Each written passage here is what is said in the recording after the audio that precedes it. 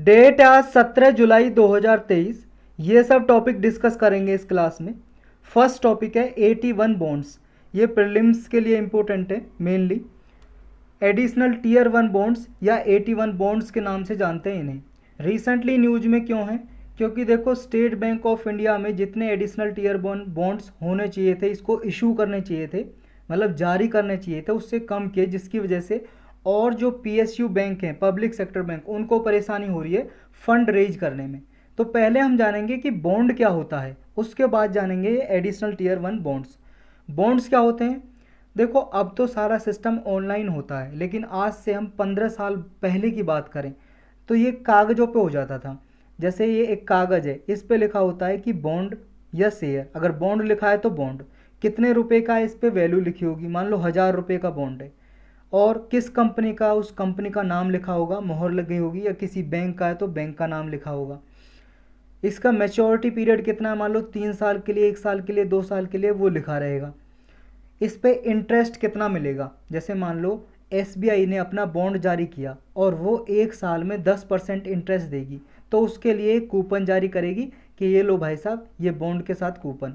आपको मान लो 1000 रुपये का बॉन्ड लिया किसी पब्लिक ने, मान लो मैंने लिया 1000 रुपये का बॉन्ड, तो मैंने 1000 रुपये किसको दे दिए? एसबीआई को। मैंने स्टेट बैंक ऑफ इंडिया का लिया बॉन्ड, तो 1000 रुपये गए स्टेट बैंक ऑफ इंडिया के पास और ये बॉन्ड मेरे पास आ गया। अब ये कागज़ का टुकड़ा मेरे पास है जो बॉन्ड है। अब ये जब मैं चाहूँ तो इसको वापस कर सकता हूँ, जब मैं चाहूँ तो इसको वापस कर सकता हूँ, मुझे 1000 रुपये वापस मिल जाएंगे। अगर नहीं करूँगा, मान लो ये 3 साल का है, तो 3 साल तक मुझे एसबीआई 10% ब्याज देगा, यानी कि 1000 का 10% हो गया 100। हर साल 100 रुपये देगा मुझे 3 साल तक, 300 रुपये। और जब ये वापस किया जाएगा बॉन्ड, तो 1000 रुपये मुझे वापस मिल जाएंगे और ये बॉन्ड वापस लेगा स्टेट बैंक ऑफ इंडिया। तो ये होता है बॉन्ड। यानी कि एक तरह से कह सकते हैं कि ये लोन इंस्ट्रूमेंट है। लोन, क्योंकि देखो एसबीआई या कोई कंपनी जारी कर रही है, लोन ही तो है। मान लो ये तो बैंक है, मान लो कोई कंपनी जारी कर रही है, तो वो कंपनी बैंक से लोन लेना ना चाहे या बैंक उसे लोन नहीं दे रहा है, तो वो क्या करेगी? पब्लिक के पास जाएगी। तो पब्लिक के पास जाने के लिए एक इंस्ट्रूमेंट होते हैं बॉन्ड या शेयर। तो एक तरह से लोन इंस्ट्रूमेंट होते हैं जो पब्लिक से रेज किए जाते हैं, पब्लिक से लिया जाता है लोन। तो एक तरह से बॉन्ड क्या है? लोन ही है, लोन है, कर्ज है। तो ये हो गया बॉन्ड। अब 81 बॉन्ड्स क्या है? देखो, ये भी बॉन्ड की तरह ही है, जैसे ये बॉन्ड काम करता है ऐसे ही काम करते हैं, लेकिन कुछ इसमें डिफरेंस है, वो अंतर है। वो अंतर क्या है वो जानते हैं हम। ये भी देखो एक टाइप ऑफ अनसिक्योर्ड और परपेचुअल बॉन्ड्स हैं। परपेचुअल का मतलब है इनका कोई मैच्योरिटी पीरियड नहीं है। जैसे सिंपल जो नॉर्मल बॉन्ड होते हैं उनका मैच्योरिटी पीरियड होता है, मान लो 1 साल के लिए, 2 साल के लिए, 3 साल के लिए टाइम पीरियड होता है फिक्स। लेकिन इसका कोई टाइम पीरियड फिक्स नहीं है, ये अनगिनत साल के लिए होते हैं। परपेचुअल बॉन्ड्स हैं ये, और अनसिक्योर्ड है, इनकी कोई सिक्योरिटी नहीं होती, रिस्क ज़्यादा होता है इसमें। रिस्क, जिसने बॉन्ड खरीदा है, इन्वेस्टर ने, मान लो मैंने, हो सकता है मेरा पैसा डूब जाए। क्यों? क्योंकि हो सकता है जिस कंपनी ने बॉन्ड इशू किया वही दिवालिया हो जाए, उसका ही घाटा हो जाए, तो मेरा बॉन्ड भी डूब जाएगा। ये 81 बॉन्ड तो अनसिक्योर्ड होते हैं। ये आपको ये वर्ड याद रखने हैं, अनसिक्योर्ड और परपेचुअल बॉन्ड होते हैं जो बैंक इशू करता है। किस लिए? ताकि अपनी कोर कैपिटल को मेंटेन कर सके, इंप्रूव कर सके। तो ये बैंक इशू करता है 81 बॉन्ड्स, अनसिक्योर्ड होते हैं और परपेचुअल, कोई मैच्योरिटी पीरियड नहीं होता। और जो ये मनी रेज की जाती है ये 81 बॉन्ड के द्वारा। जैसे 81 बॉन्ड इशू किया और किसी ने खरीदा, तो ये मनी किसके पास आएगी? उस बैंक के पास। अब जो ये मनी आई बैंक के पास, ये बैंक रखता है किस लिए? ताकि उसे फ्यूचर में कोई घाटा हो, वो घाटे की भरपाई करने के लिए ये अपने पास रखता है। मतलब शॉक एब्जॉर्वर की तरह रखता है बैंक। मतलब अचानक से कोई, मान लो आपत्ति आ जाए, इमरजेंसी सिचुएशन आ जाए, तो इस पैसे को उठा के यूज किया जा सके, इसलिए 81 बॉन्ड इशू करके बैंक अपने पास ये पैसा रखता है। और ये कॉल ऑप्शन की तरह होता है। कॉल ऑप्शन का मतलब ये है कि बैंक जब चाहे इसे वापस खरीद सकता है इन्वेस्टर से। जैसे मान लो इसने इशू किए, मैंने खरीदा, अब बैंक चाहे तो, इसका कोई टाइम पीरियड तो है नहीं, ये क्या है? अनलिमिटेड टाइम के लिए है, कोई मैच्योरिटी पीरियड नहीं है। लेकिन बैंक चाहे तो इसे वापस ले सकता है, कहेगा लो भाई साहब 1000 रुपये आपने देते, 1000 रुपये लो और मेरा बॉन्ड मुझे वापस करो। तो ये कॉल ऑप्शन की तरह होते हैं। पहली बार जब ये बॉन्ड न्यूज़ में आए थे फेमसली 2008 में आए थे, जब 2008 में फाइनेंशियल क्राइसिस आया था, वित्तीय संकट आया था, तब उस टाइम पे ये क्रिएट किए गए थे बैंक द्वारा। और ये बॉन्ड देखो, इनको कंटिंजेंट कन्वर्टिबल बॉन्ड के नाम से भी जानते हैं। और ये बॉन्ड मैंडेटरी होते हैं बेसल 3 नॉर्म्स के अकॉर्डिंग। बेसल 3 नॉर्म्स क्या हैं, ये समझ लो रूल्स रेगुलेशन है, इंटरनेशनल रूल्स रेगुलेशन। बेसल में एक इंस्टीट्यूट है जिसमें हर एक लगभग जो भी इसके बेसल के, ये समझ लो एक ऑर्गेनाइजेशन है, ये गाइडलाइंस बनाती है वर्ल्ड के सेंट्रल बैंक के लिए। सेंट्रल बैंक का मतलब है जैसे हमारे इंडिया में सेंट्रल बैंक कौन सा है, RBI, reserve bank of India. वो बैंक होता है सेंट्रल बैंक किसी भी कंट्री का जो पैसे इशू करता है, मनी इशू करता है, मनी पैसे छापता है। तो हमारे इंडिया में आरबीआई है, तो ऐसे आरबीआई हमारे इंडिया का इसका मेंबर है। तो ये इंटरनेशनली रूल्स रेगुलेशन जारी करता है जो हर एक बैंक को मान्य होते हैं। तो ये बेसल 3 नॉर्म्स है, गाइडलाइंस हैं, उसके अकॉर्डिंग एडिशनल टीयर बॉन्ड, जो एडिशनल टीयर 1 बॉन्ड है 81 बॉन्ड्स, ये मैंडेटरी हैं, यानी कि कंपलसरी है, अनिवार्य हैं बैंक के लिए। किस तरह से, देखो बैंक को क्या होता है, जितना भी उसका रिस्क वेटेड लोन्स है, मतलब ऐसा लोन है जो बैंक ने दिया और वो जोखिम में है, ऐसा लगता है कि लोगों ने लोन तो लिया बैंक से लेकिन ऐसा लगता है कि वो वापस नहीं करेंगे, यानी कि जोखिम में, रिस्क में। तो इतना टोटल जितना लोन दिया है बैंक ने जो रिस्क में है, उसका 11.5%, 11.5% कैपिटल अपने पास बैंक को मेंटेन करके रखनी पड़ती है। अपने पास कैपिटल, पूंजी यानी कि मनी रखनी पड़ती है। और इस 11.5% में से जो 9.5% है, ये टीयर 1 कैपिटल होनी चाहिए। और टीयर 1 कैपिटल में ही 81 बॉन्ड्स काउंट होते हैं। एडिशनल टीयर 1 बॉन्ड्स ये टीयर 1 कैपिटल में ही काउंट होते हैं, यानी कि एडिशनल टीयर 1 बॉन्ड्स मैंडेटरी हैं बैंक को जारी करना, इशू करना, इसकी वजह से कैपिटल अपने पास रख सकता है। तो ये दो बॉन्ड है, ये लॉन्ग टर्म के होते हैं, हमने जाना लंबी अवधि के, क्योंकि इनके पास कोई मैच्योरिटी डेट नहीं होती कि किस डेट तक है, अनलिमिटेड टाइम तक है। रिस्क ज़्यादा, इसलिए इनमें हायर यील्ड है, मतलब इनमें प्रॉफिट ज़्यादा होता है। रिस्क जिसमें ज़्यादा होगा प्रॉफिट उतना ज़्यादा होगा, और लॉस का भी इतना ही ज़्यादा उसमें संभावना होती है। रेगुलेट कौन करता है एडिशनल टीयर 1 बॉन्ड को, आरबीआई, हमारे इंडिया में रिजर्व बैंक ऑफ इंडिया करता है। तो ये था 81 बॉन्ड्स के बारे में। देखो पूरा डिटेल में जानना है आपको, इसके लिए इकोनॉमी की प्लेलिस्ट में लेक्चर मिल जाएगा और डिटेल में आपको वहाँ पे मिल जाएगा। बॉन्ड के बारे में हम ऊपर जान चुके हैं, सिंपली ये लोन ही होता है, कोई कंपनी लोन लेती है बॉन्ड इशू करके पब्लिक से, वो बैंक से ना लेते हुए पब्लिक से ले लेती है, तो यही होता है बॉन्ड। नेक्स्ट टॉपिक है नाम द आर्ट, ये प्रीलिम्स के लिए इंपॉर्टेंट है। ये है नाम द आर्ट, जो आप देख रहे हो, ये जो देख रहे हो कारपेट, दरी वगैरह जो फर्श पे डेकोरेट करने के लिए, सजावट के लिए बिछाई जाती हैं, ये जो आप देख रहे हो ये है नाम द आर्ट, जो इन पे कढ़ाई की गई है, इन पे कपड़ा यूज किया गया, हाथों से कढ़ाई की गई है, इसी को बोलते हैं नाम द कला या नाम द आर्ट। तो ये कहाँ की है, ये आपको याद रखना है, कश्मीर की है, ये कश्मीरी क्राफ्ट है, ट्रेडिशनल। यहाँ पे देखो 16th सेंचुरी में शाह ए हमदान, ये सूफी संत थे, एक सूफी संत, सूफी आप पढ़ा होगा हिस्ट्री में, सूफी के बारे में। तो सूफी संत थे ये शाह ए हमदान, इन्होंने इंट्रोड्यूस किया था कश्मीर में ये ट्रेडिशनल आर्ट, नाम द आर्ट।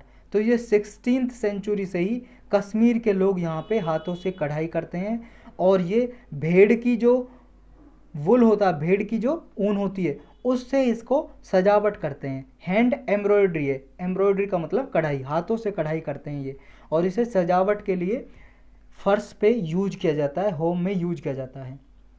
नेक्स्ट टॉपिक है सियाचिन, सियाचिन ग्लेशियर, ये प्रीलिम्स के लिए मोस्ट इंपॉर्टेंट टॉपिक है। पिछले 6-7 साल का पेपर उठा के देखोगे तो 4 से 5 साल बार इस लोकेशन से क्वेश्चन पूछा है प्रीलिम्स में, और हर एक एग्जाम में पूछा जाता है, चाहे कोई सा भी।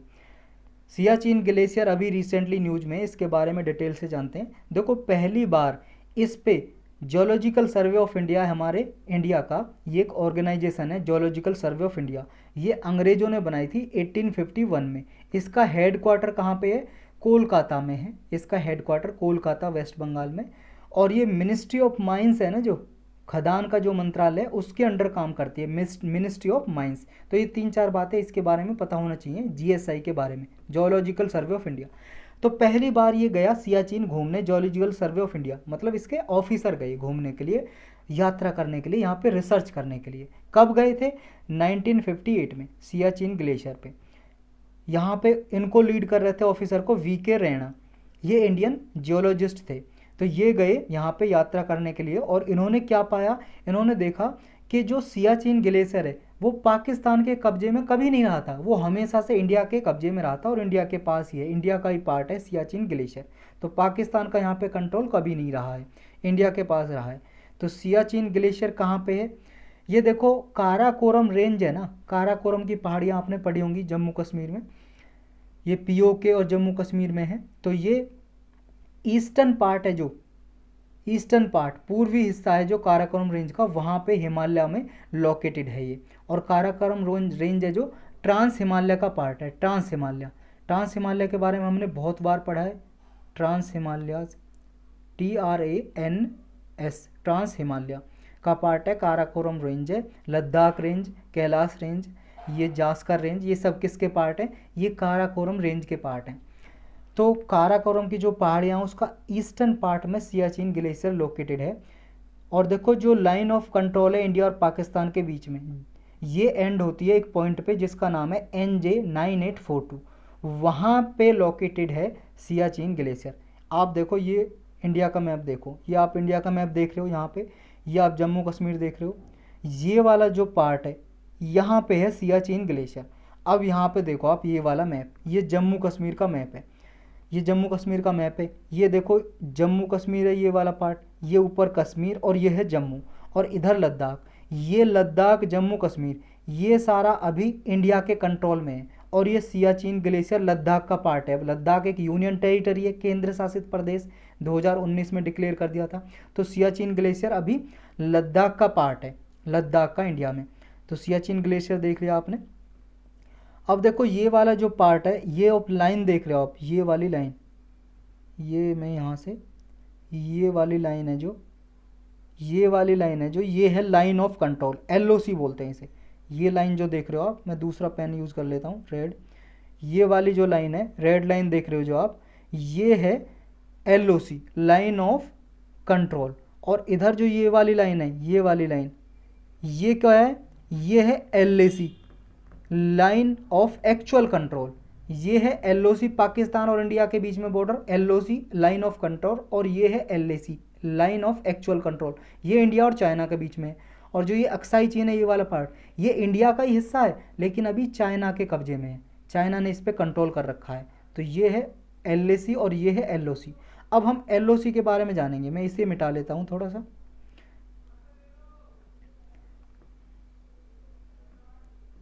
तो जो ये सियाचिन ग्लेशियर देख रहे हो आप, कहाँ पे है, ये ऊपर, ये वाला पार्ट है सियाचिन ग्लेशियर। और यहाँ पे जो आप देख रहे हो, ये यहाँ पे है काराकोरम रेंज, काराकोरम रेंज है काराकोरम की पहाड़ियाँ। तो ये ईस्टर्न वाला पार्ट है, यहाँ पे सिचुएटेड है, यहाँ पे लोकेटेड है सियाचिन ग्लेशियर। तो ये सियाचिन ग्लेशियर है जो, इसके बारे में डिटेल से समझेंगे, थोड़ा इसे समझ लो। जो ये वाला पार्ट है, ये वाला पार्ट जो दिखाई दे रहा है आपको, ये इंडिया का ही पार्ट था लेकिन यहाँ पे पाकिस्तान ने कंट्रोल कर लिया 1947 में, यहाँ पे इसने भेज दिए थे अपनी फोर्स वगैरह और ज़बरदस्ती कब्जा कर लिया था यहाँ पे। तो यहाँ जो ये वाला पार्ट है, फिर पाकिस्तान ने बाद में 1963 में चाइना को दे दिया। ये इसे बोलते हैं सक्सगम ट्रैक्ट, सक्सगम ट्रैक्ट। ये देखो है तो इंडिया के पार्ट, चाइना ने कंट्रोल कर लिया था 1947-48 में, और फिर 1963 में 1963 में चाइना को दे दिया। तो अभी ये किसके कब्जे में, चाइना के कब्जे में। किसने दिया था, पाकिस्तान ने, इंडिया से हड़प लिया था। तो ये अभी चाइना के पास है। और ये वाला जो पार्ट देख रहे हो आप, ये वाला पूरा पार्ट, ये है POK, पाकिस्तानी ऑक्यूपाइड कश्मीर, और जनरली इसको नाम देते हैं POK, ये वाला पार्ट पाकिस्तानी ऑक्यूपाइड कश्मीर अभी पाकिस्तान के कब्जे में है। और ये वाला पार्ट है, ये वाला पार्ट है गिलगिट बाल्टिस्तान, बाल्टिस्तान, गिलगिट बाल्टिस्तान, ये POK का ही पार्ट है, पाकिस्तानी ऑक्यूपाइड कश्मीर का ही पार्ट है ये वाला पार्ट। तो ये सारा है POK, पाकिस्तानी ऑक्यूपाइड कश्मीर। तो आप सारा एरिया ये समझ गए हैं। अब हम सियाचिन ग्लेशियर के बारे में जानते हैं थोड़ा। तो सियाचिन जो ग्लेशियर है, ये देखो वर्ल्ड में आपको पता है ग्लेशियर सबसे ज़्यादा कहाँ पे मिलते हैं, ये देखो जो पोलर एरिया है, ये पोलर एरिया, ये वाला पार्ट है आर्कटिक रीजन का, और ये है अंटार्कटिक रीजन का। यहाँ पे ग्लेशियर्स मिलते हैं, बर्फ़ जमी होती है, बर्फ़ के बहुत बड़े बड़े पहाड़ ये ग्लेशियर सबसे ज़्यादा यहाँ पे हैं। लेकिन अगर पोलर रीजन को छोड़ दें, ये पोलर रीजन है, ध्रुवीय क्षेत्र, तो ध्रुवीय क्षेत्र को छोड़ दें तो वहाँ को छोड़ने के बाद सबसे बड़ा ग्लेशियर वो कहाँ पे है? सबसे बड़ा ग्लेशियर तो है एक अलग पार्ट में, लेकिन जो सियाचिन ग्लेशियर है ये पूरे वर्ल्ड का नॉन पोलर रीजन में सेकंड लॉन्गेस्ट ग्लेशियर है। दूसरे नंबर पे सबसे बड़ा ग्लेशियर पोलर एरियाज को छोड़ के सियाचिन ग्लेशियर है। अब थोड़ा और डिटेल में जानते हैं सियाचिन ग्लेशियर के बारे में। पहले थोड़ा ये जान लो, सियाचिन ग्लेशियर है ना, जो यहाँ से एक नुब्रा रिवर निकलती है और इधर है नुब्रा वैली। नुब्रा वैली कई बार पूछा है, नुब्रा वैली, नुब्रा वैली के नॉर्थ साइड में, उत्तर साइड में ये सियाचिन ग्लेशियर है। इधर है नुब्रा वैली, मैं इसे मिटा लेता हूँ, एक सेकेंड रुक जाओ। देखो यहाँ है नुब्रा वैली और ये सियाचिन ग्लेशियर इसके नॉर्थ में, यहाँ नुब्रा वैली, यहाँ से नुब्रा रिवर निकलती है। फिर एक सियोक रिवर है, सियोक रिवर नुब्रा वैली से यहाँ से निकलती है एक नुब्रा रिवर नदी, Nubra river NUBRA, Nubra river, और ये आके मिल जाती है सियोक में, और सियोक मिल जाती है इंडस रिवर में, जो सिंधु नदी है इंडस रिवर में मिल जाती है सियोक। यानी कि नुब्रा ट्राइब्यूटरी है सियोक रिवर की, सियोक रिवर ट्राइब्यूटरी है इंडस रिवर की। तो आगे ये अभी जानेंगे हम। तो देखो सियाचिन वर्ल्ड का हाईएस्ट बैटल फील्ड है। यहाँ पे देखो सबसे ऊंचाई, समुद्र तल से सबसे ऊंचाई पे अगर कहीं पे लड़ाई हुई है वो कहाँ पे हुई है? सियाचिन ग्लेशियर पे, इंडिया और पाकिस्तान की। Second longest non polar glacier है पूरे वर्ल्ड में। सबसे बड़ा कहाँ पे है? सबसे लंबा ग्लेशियर तजाकिस्तान में है जिसका नाम है फेडचेंको ग्लेशियर। ये नॉन पोलर एरियाज में सबसे लंबा लॉन्गेस्ट फेडचेंको ग्लेशियर है जो तजाकिस्तान में है। तजाकिस्तान आप जानते हो कहाँ पे? ये आप वर्ल्ड मैप देख रहे हो, यहाँ पे देखो ये तजाकिस्तान, ये वाला ग्रीन वाला पार्ट तजाकिस्तान। तो उसके बाद सियाचिन ग्लेशियर है पूरे वर्ल्ड में। नॉन पोलर एरिया की बात कर रहे हैं हम, पोलर एरियाज में तो बहुत बड़े हैं, पोलर एरियाज को छोड़ के सेकंड नंबर पे सियाचिन, फर्स्ट नंबर पे फेडचेंको। और वर्ल्ड का हाईएस्ट हेलीपैड कहाँ पे बना हुआ है? सियाचिन ग्लेशियर पे। हेलीपैड होता है जहाँ पे हेलीकॉप्टर उतर सकते हैं और वहाँ से उड़ान भर सकते हैं, तो ऐसे एरिया को बोलते हैं हेलीपैड। और यहाँ पे टेलीफोन बूथ भी वर्ल्ड में हाईएस्ट कहीं पे है, तो टेलीफोन बूथ कहाँ पे? सियाचिन ग्लेशियर पे। जियो पॉलिटिकल सिग्निफिकेंस क्या है इसकी? देखो सियाचिन ग्लेशियर दोनों के लिए इंपॉर्टेंट था, इंडिया पाकिस्तान के लिए। तो लड़ाई होगी, पाकिस्तान ने अपनी आर्मी भेजी यहाँ पे, तो पाकिस्तान में की आर्मी को खदेड़ने के लिए इंडियन आर्मी ने ऑपरेशन चलाया 1984 में, ऑपरेशन मेघदूत। ऑपरेशन मेघदूत के जरिए यहाँ से पाकिस्तान की आर्मी भगा दी और सियाचिन ग्लेशियर पे अपना कंट्रोल कर लिया पूरा। वाटर सोर्सेज के लिए इंपॉर्टेंट है क्योंकि बहुत सारी यहाँ से देखो रिवर निकलती है, नुब्रा रिवर, नुब्रा रिवर मिल जाती है कहाँ पे? सियोक रिवर में, और सियोक रिवर मिल जाती है इंडस रिवर में। तो बस यही था इसके बारे में। नेक्स्ट टॉपिक है right to remain silent. Prelims के लिए भी इंपॉर्टेंट है और जीएस पेपर 2 मेंस के लिए भी इंपॉर्टेंट है। चुप रहने का अधिकार, राइट टू रिमेन साइलेंट मतलब चुप रहने का अधिकार। सुप्रीम कोर्ट ने अभी ये कहा है कि सारे जो अक्यूज होते हैं, मान लो किसी पे आरोप लगाए, मान लो ये ए आदमी है, इस पे आरोप लगाए इसने कोई मर्डर किया है। अब जो ये आदमी है ये हो गया अक्यूज्ड, अभी आरोपित है, अभी देखो कल्प्रिट नहीं हुआ है। कल्प्रिट का मतलब दोषी। जब कोर्ट दोषी ठहरा देगा कि इसने ही मर्डर किया तब हो जाएगा कल्प्रिट दोषी, लेकिन जब तक साबित नहीं हुआ तब तक वो अक्यूज्ड है, तब तक आरोपित है। आरोप लगे अभी साबित नहीं हुए। तो मान लो कोई अक्यूज्ड है तो उसको राइट टू रिमेन साइलेंट रहने का अधिकार है, मतलब चुप रहने का अधिकार है। उसे ज़बरदस्ती ये बोलने के लिए फोर्स नहीं किया जा सकता कि उसे ये कहने के लिए कि तुम गिल्टी हो, तुम दोषी हो, उसे ज़बरदस्ती फोर्स नहीं किया जा सकता। मतलब इससे मान लो पुलिस कहे या कोर्ट में कहे तुम कहो ज़बरदस्ती कि तुम गिल्टी हो, दोषी, अपने मुंह से बोलो, ऐसे ज़बरदस्ती फोर्स नहीं कर सकते। वो अगर वो मान लो कुछ नहीं बोलना चाहे तो वो नहीं बोल सकता, चुप भी रह सकता है। ये कहा है सुप्रीम कोर्ट ने, राइट टू रिमेन साइलेंट। ये अधिकार है किसका? अक्यूज का। तो राइट टू रिमेन साइलेंट है जो एक लीगल प्रिंसिपल है जो इंडिविजुअल को अलाउ करता है कि वो चाहे तो किसी भी क्वेश्चन का जवाब देने से मना कर सकता है, रिफ्यूज कर सकता है, कोई इन्फॉर्मेशन सूचना देने से मना कर सकता है किसको? लॉ इन्फोर्समेंट एजेंसी को।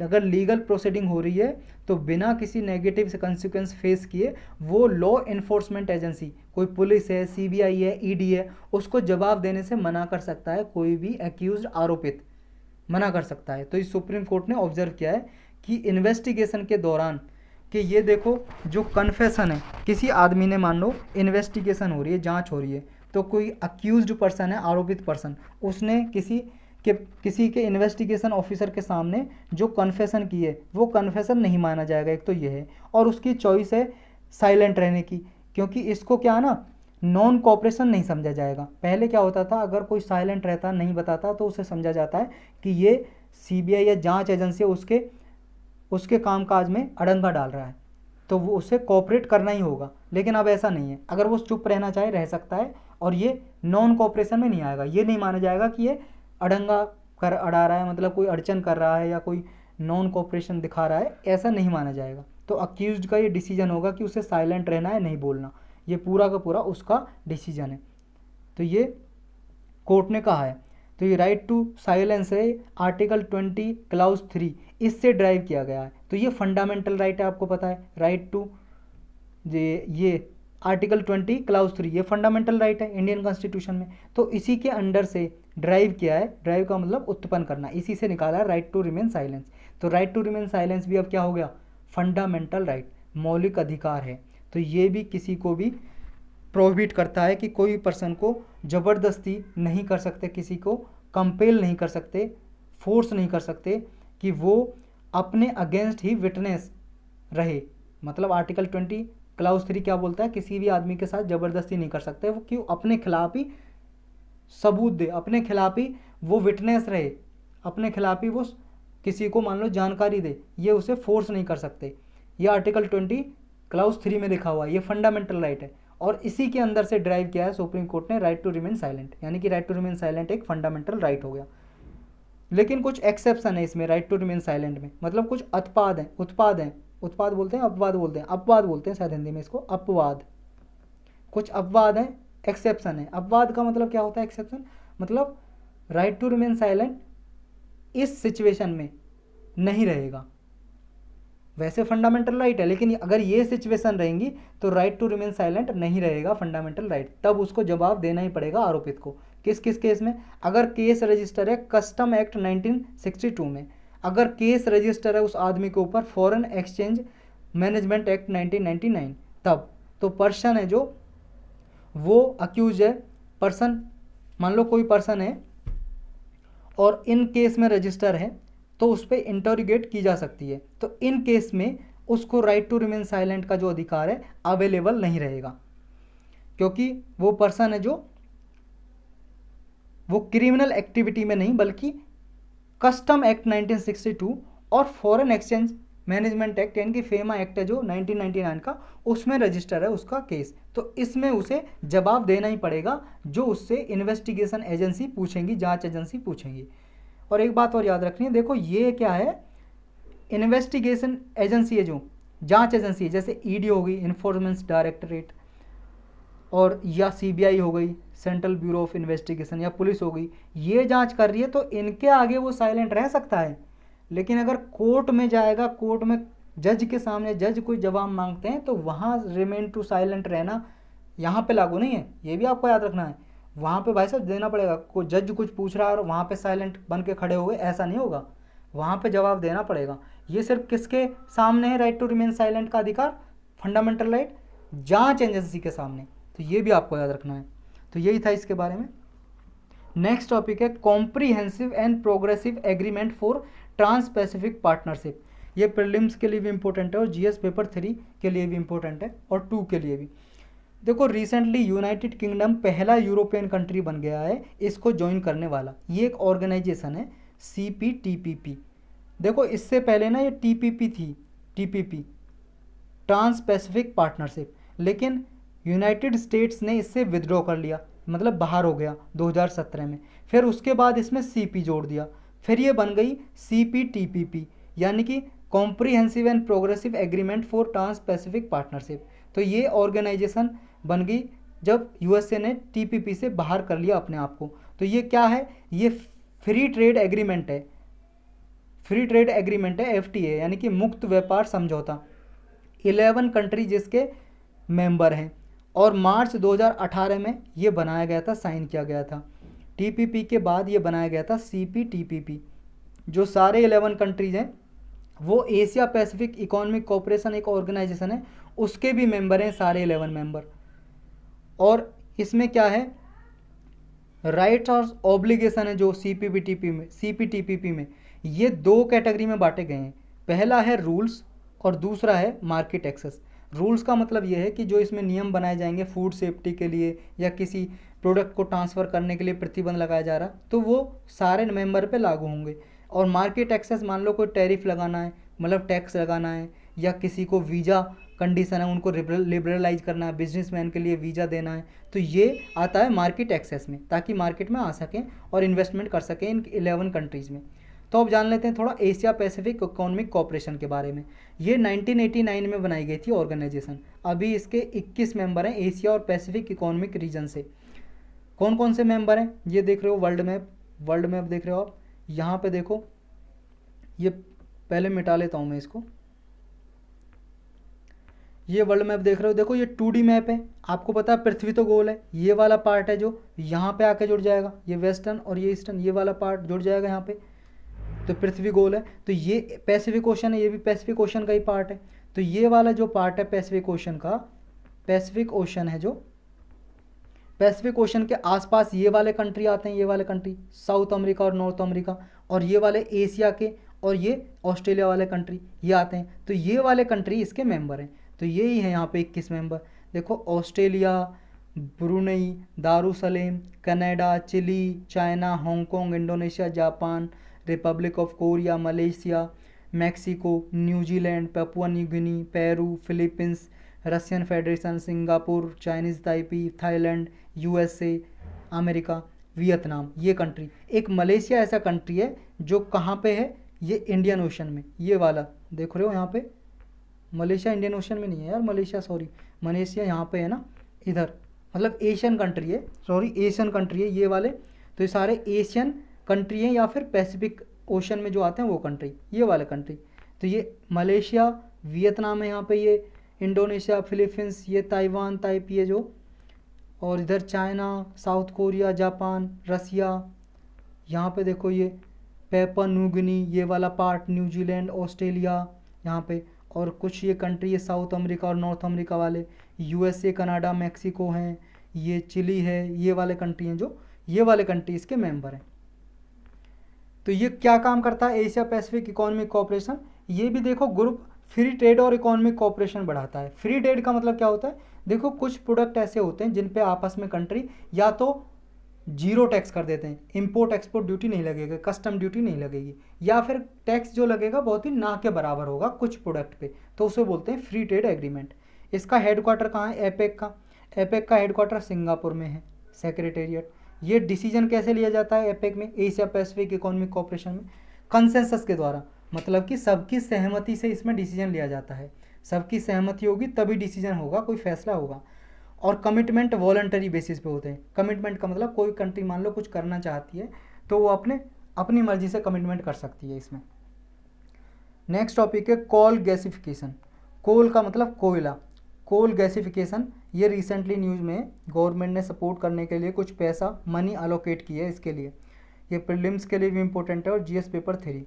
कोल गैसिफिकेशन क्या है, ये एक प्रोसेस है सिन गैस प्रोड्यूस करने का। सिन गैस क्या होती है, सिन गैस में देखो carbon monoxide gas, hydrogen, carbon dioxide, methane, water vapour, इन सब का मिक्सचर होता है सिन गैस। ये सारे याद होने चाहिए। सिन गैस में क्या क्या है, carbon monoxide CO, H2 hydrogen, CO2 carbon dioxide, methane CH4, water vapour H2O, तो ये सब का मिक्सचर है सिन गैस। ये देखो कोयला और वाटर को एक साथ एयर और ऑक्सीजन की प्रेजेंस में जलाया जाता है जिसकी वजह से सिन गैस प्रोड्यूस होती है। तो इस प्रोसेस को बोलते हैं कोल गैसिफिकेशन, यानी कि कोयला को ऑक्सीजन की प्रेजेंस में, स्टीम और ऑक्सीजन की प्रेजेंस में जलाया जाता है हाई प्रेशर के प्रेजेंस में, तब कोल गैस ये प्रोड्यूस होती है।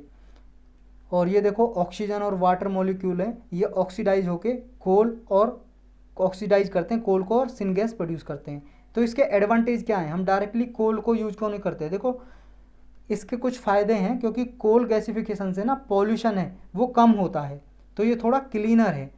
कोल को अगर बर्न करेंगे तो उसमें ज़्यादा पॉल्यूशन होता है और इसमें कम प्रदूषण होता है, कम पॉल्यूशन होता है, यानी कि ग्रीन हाउस गैस कम इमिशन होता है इसमें।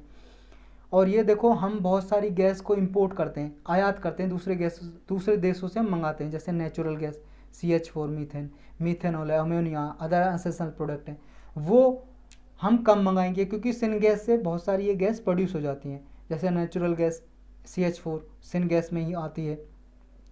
तो ये जो इनिशिएटिव है एक तरह से इन्वायरमेंटल जो बर्डन है उसको रिड्यूस करेगा। और देखो हमारे इंडिया का जो कमिटमेंट है, टारगेट है पेरिस एग्रीमेंट का, कि हमें क्या है, जो ग्रीन हाउस गैस इमिशन है उसको कम करना है, उस टारगेट को भी अचीव करने में सहायता करेगा ये coal gasification process.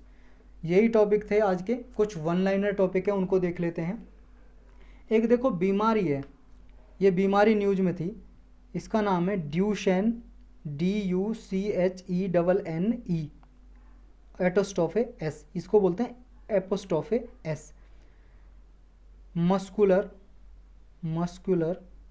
Duchenne muscular डायस्ट्रॉफी, ये एक डिसीज है। कैसी डिसीज है? जेनेटिक डिसीज है। जेनेटिक को हिंदी में बोलते हैं अनुवांशिक। अनुवांशिक का मतलब जो माता पिता से बच्चों में आती है, तो जेनेटिक डिसऑर्डर है ये, और ये प्राइमरीली मेल्स को अफेक्ट करती है। ये अधिकतर पुरुषों को अफेक्ट करती है, पुरुषों में बीमारी आती है, महिलाओं में बहुत कम होती है, अधिकतर आती है मेल में। सिर्फ ऐसा नहीं है, आदमियों को होती है, औरत को भी होती है, लेकिन अधिकतर किसको होती है? आदमियों को, मेल्स को। तो जेनेटिक डिसऑर्डर है, याद रखना है। रबर बोर्ड न्यूज में था, रबर बोर्ड के बारे में बहुत बार हमने पढ़ा है। रबर बोर्ड ये कब बनाया गया था? रबर एक्ट बनाया गया था एक 1947 में, उसके द्वारा बनाया गया था, यानी कि स्टैट्यूटरी बॉडी है, सांविधिक संस्था। कौन सी मिनिस्ट्री के अंडर काम करती है? Ministry of commerce and industry है जो, उसके अंडर काम करती है। कॉमर्स एंड इंडस्ट्री, वाणिज्य एंड उद्योग मंत्रालय, उसके अंडर काम करती है। हेडक्वार्टर कहाँ पे? केरल में कोट्टयम नाम का शहर है जो, वहाँ पे इसका हेडक्वार्टर है, कोट्टयम में। नेक्स्ट टॉपिक है, देखो एक ये टर्म न्यूज में थी, जर्सन्स बेबलर।